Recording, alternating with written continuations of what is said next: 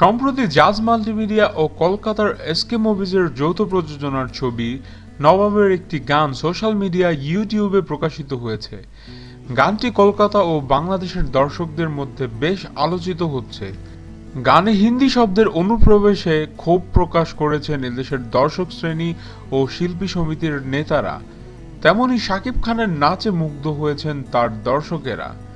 আসছে ঈদে মুক্তি পাবে শাকিব খান ও শুভশ্রী অভিনীত এই ছবিটি। ছবির কোরিওগ্রাফ প্রশংসিত হলেও আপত্তিটা গানের কথার মাঝে অনর্থক হিন্দি শব্দের প্রয়োগ। সোশ্যাল মিডিয়াতে এই নিয়ে পক্ষে বিপক্ষে কথা ছড়াছড়ি হচ্ছে।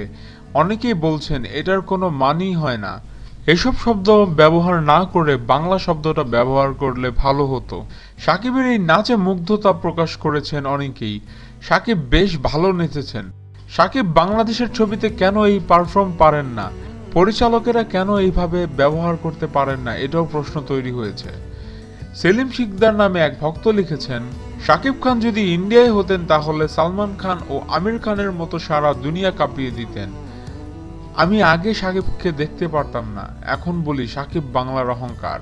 নাজমুস মিমো নামের একজন লিখেছেন, অসাধারণ, বিশেষ করে শাকিব খানের নাচ, লুক, এক্সপ্রেশন, কোনো কথা হবে না। আশা করা যায় 2017 সালের সবচেয়ে আলোচিত ছবি হবে আমাদের নবাব। রোকেয়া হাসান নামের একজন মন্তব্য করেছেন, সবই ঠিক ছিল, কিন্তু বাংলায় গানের ভেতর অহেতুক হিন্দি শব্দটা কেন প্রবেশ করানো হলো। শুরুতে নবাব সিনেমার নাম হয়েছিল ভ্যালেন্টাইন ডেতে। ছবির গল্পে শাকিব খানের চরিত্রের নাম নবাব, এর নামেই সিনেমার নাম রাখা হয় নবাব।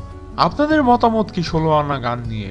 আমাদের কমেন্টস করে জানান, এবং আপনাদের ভিডিও ভালো লেগে থাকলে অবশ্যই চ্যানেল সাবস্ক্রাইব করতে ভুলবেন না। ধন্যবাদ।